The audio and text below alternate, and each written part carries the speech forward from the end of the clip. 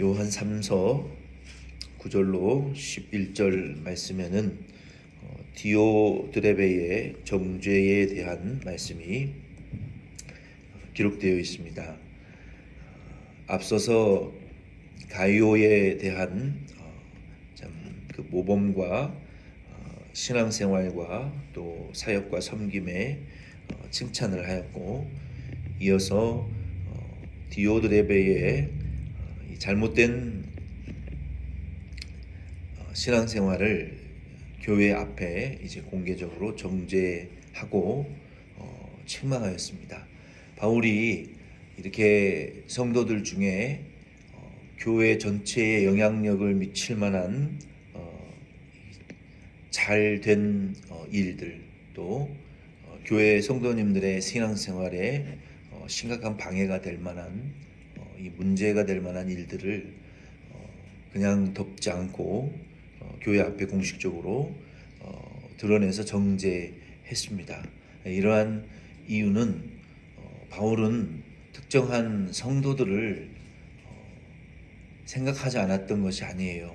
그 성도 한 분은, 교회는 이 가족 관계가 반드시 있어요. 교회 안에는 그 한 분과의 인맥, 또 관계성이라는 것이 있습니다. 그 성도 한 분은 수명 혹은 수십 수백 명과의 관계성에 영향력을 미치기 때문에, 가족들과의 관계성이 있기 때문에 바울이 가이오에 대한 생각, 또 디오드레베에 대한 이러한 이 인간관계를 생각하지 않은 게 아니에요. 바울에게는 그러한 인간관계로 교회를 떠나거나 교회를 정죄하거나 또 목회자를 공격하는, 또 교회를 혼란을 일으키는 이러한 일들이 반드시 있을 수 있지만, 바울에게 있어서 가장 중대한 것은 예수님이었고, 예수님이 친히 피 흘려 세우신 이 교회의 부흥이 바울에게는 인간관계보다 가장 중요한 그 중심에 있었던 거예요. 그래서 바울의 관심사는 항상 이 성도의 행위와 모든 일들이 하나님의 교회에 부흥에 유익이 되느냐, 혹 하나님의 교회에 손해를 끼치느냐, 이런 기준에 항상 서 있었어요. 이것이 하나님의 종의 입장인 거예요. 그래서 주의 종은, 특별히 담임 목사는 성도님들이 교회 안에서 이러한 이 사도 요한과 같이, 사도 요한이 이와 같이 바울과 마찬가지로 사도 요한도 이 가이오에 대한 칭찬을 할 때는 가이오와 관련된 수많은 인간관계를 교회 안에서 생각했어요. 사도 요한이 디오드레베의 이 잘못을 책망하고 정죄할 때는 이미 그의 가족과 인간관계, 그의 교회에서의 직분의 어떤 위치와 권위에 대해서도 다 생각하고 있었어요. 영향력을 미칠 것이라는 것을 사도 요한은 다 알고 있었어요. 그럼에도 불구하고 사도 요한이 이렇게 공개적으로 디오드레베의 잘못을 드러내서 책망한 것은 교회를 보호하기 위한 차원이었어요. 그리고 그의 이 잘못된 행위가 다른 성도들에게 더 이상 영향력을 끼치지 못하도록, 이러한 사도 요한의 그 교회를 향한 깊은 생각이 있었다라는 것을 우리는 알아야 돼요. 그래서 디오드레베는 어떤 사람이었냐면, 19절로 요한 3서 9절로 11절에 보면은 사실 매우 교만한 사람이었던 것 같아요. 이 디오드레베는 가이오와는 전혀 다른 성향의 사람이었어요. 그는 어떤 사람이었냐면, 한 세 가지 정도의 이 문제적인 행동을 항상 일으키는 그 습관을 가지고 있는 사람이었던 것 같아요. 9절에 보면은 내가 두어 자를 교회에 썼으나 그들 중에 으뜸되기를 좋아하는 디오드레베가 우리를 맞아들이지 아니하니. 이 디오드레베는, 그 이름은 제우스의 아들, 뭐 제우스의 양자라는 그러한 의미예요. 이 제우스는 뭐 그리스 로마 신화의 그 신들의 우두머리인데 그러니까 그 이름 자체가 벌써 어떤 믿음에 의해서 만들어진 그 이름은 아니었던 것 같아요. 그런 이름대로 이름값을 했던, 좋지 않은 이름값을 했던 그런 성도였던 것 같아요.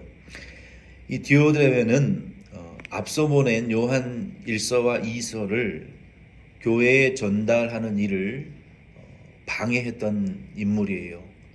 사도 요한이 특정 성도 메신저를 통해서 요한 1서와 요한 2서를 교회에 전달하려고 했지만, 가이오가 있는 이 교회에 전달하려고 했지만 그 서신서가 성도님들에게 전달되어지는 일을 방해했단 말이에요.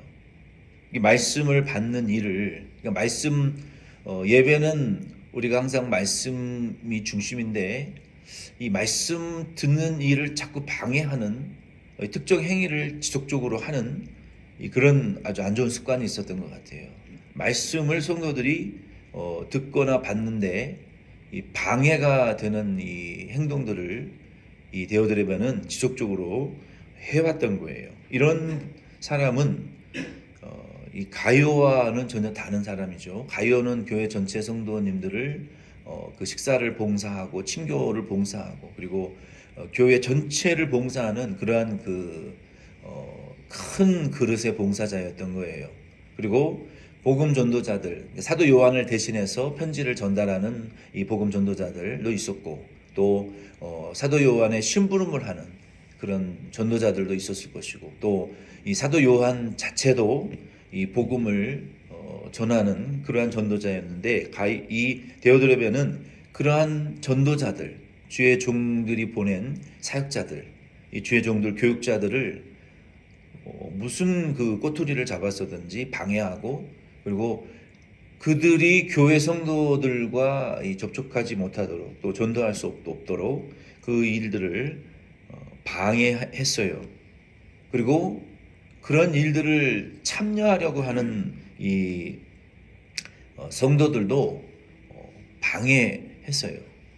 누구를 비난했겠습니까?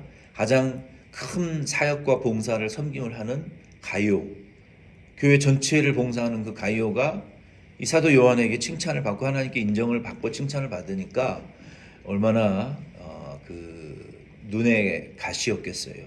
그런 분들이 항상 있어요. 나는 하지도 않으면서 다른 분들이 주의 일에 열심을 내면 그럴 필요 없다고, 그렇게 안 해도 된다고, 그러지 말자고, 이렇게 주의 일에 그 방해를 놓고 이 눈의 가시처럼 주의 일에 열심인 성도들을 비난하고 방해하는 이런 사람들이 꼭 이 데오드레베와 같은 자들이 있단 말이에요. 그리고 그 당시에는 이 교회가 지금처럼 뭐 체계와 직제가 있었던 게 아니에요. 사도들이 세우고 혹 사도들이 지지하는 교회이면 교회가 세워졌어요. 근데 문제는 그러한 교회 가운데에는 이 직제와 체제가 없기 때문에 한두 사람이 교회를 자기 것으로 여기는 사람들이 있었어요. 그래서 이러한 분들은 이 데오드레베와 같이 유아 독존적인 존재예요. 교회의 모든 이 대소사는 자기가 가장 먼저 알아야 되고, 교회의 모든 물건과 그런 말도 있잖아요. 어떤 교회는 이제 이거 피아노 옮기는 문제만 거론하면 그 담임 목사님은 그 교회에서 쫓겨난다. 뭐 그런 식의 그러한 사소한 문제까지도, 교회의 건물과 물건과 이러한 문제까지도 다 자기에게 보고를 받고 허락을 받고 자기가 교회의 주인인 양 행동하는 그런 이 데오드레베와 같은 교인들이 오늘날 이민교회 안에도 사실 많이 있습니다. 그래서 그런 유아독존적이고 가시와 같이 교회가 자기 것인 양 착각하고 교회를 자기 뜻대로 다 좌지우지하려고 하는 이런 데오드레베와 같은 행동을 하는 성도들이 이민교회 안에도 있단 말이에요. 이 데오드레베가 이런 행동을 했고, 그리고 가이오와 같이 주의 복음 전도자들을 영접하고 대접하고 파송하고 후원하는 그러한 자들을 방해했을 뿐만 아니라 복음 전도자들을 영접하지 않고 그런 봉사를 하려고 하는 성도들이 있으면 참 방해하고 비난하는 이런 일들을 했다는 거예요. 이런 습관이 있었다는 거예요. 두 번째는 어떤 습관이 있었냐면 10절에 보면은 그러므로 내가 가면 그가 그 행한 일을 잊지 아니하리라. 그가 악한 말로 우리를 비방하고도 오히려 부족하여 형제들을 맞아들이지도 아니하고 맞아들이고자 하는 자를 금하여 교회에서 내쫓는도다. 두 번째로 이 데오드레베는 이 악한 말로 복음 전도하는 일들을 비방하고 참 핍박하는 자였어요. 그들은 이 데오드레베는 이 사도 요한이 앞서 보낸 복음 전도자들을 영접하지 않았고 또 가이오와 같이 그를 돕고 후원하려고 하는 성도들을 막 비난하는 거죠. 비난하고 그들의 뭐 개인적인 실수들을 막 작은 일들을 크게 들춰내 가지고 목사가 이래도 되냐 말이야. 사모가 이래도 되냐 말이야. 뭐 성도가 장로가 뭐 부장이 뭐 집사가 이래도 되냐 말이야. 막 그들의 약점을 드러내서 그들을 비난하고 협박하고 막 뒤에서 편화하는 이런 일들에 앞장서서 방해하는 이런 그 습관적으로 이런 일들을 하는 자예요. 그리고 심지어 자기가 주인이 돼가지고 당신 그럴 거면 이 교회에서 나가라. 목사님 내 기준에 맞지 않는 목회 하실 거면 나가세요. 이런 유아독존적인 행동을 하는 그런 이 디오드레베였다는 거예요. 하나님께서 이 주신 직분은 이렇게 주님의 복음 전도하는 일을 방해하고 폄하하고 목회자를 비방하고 회방하고 자신이 목회자보다도 머리 위에 올라가 앉아서 판단하고 명령하고 유아독존적으로 행동하고 상처를 주고 다스리려고 하고 교인들을 공격하고 쫓아내고 이런 찌르는 이런 행동을 하라고 주신 것이 아니라는 거예요. 직분이라는 것은 겸손히 교회 안에서는 하나님과 성도들을 섬기고 교회 밖에서는 주신 사명대로 성령 충만하여 복음을 땅끝까지 증거하는 이 빛을 비추어주는 일을 하라고 주신 것이 직분인데 이 데오드레베는 이런 참 있어서는 안 되는 이 가시와 같은 이런 행위를 교회 안에서 했다는 거예요. 11절 말씀에 보면은 사랑하는 자여 악한 것을 본받지 말고 선한 것을 본받으라. 선을 행하는 자는 하나님께 속하고 악을 행하는 자는 하나님을 배웁지 못하였느니라. 여러분 한국의 교권이 떨어지고 그 부모님들뿐만 아니라 잊어버릴만 하면 그 자녀들과 또 고위 공직자들까지도 학폭과 이 교권을 무시하는 행동을 하는 이유가 여러분 뭔지 아십니까?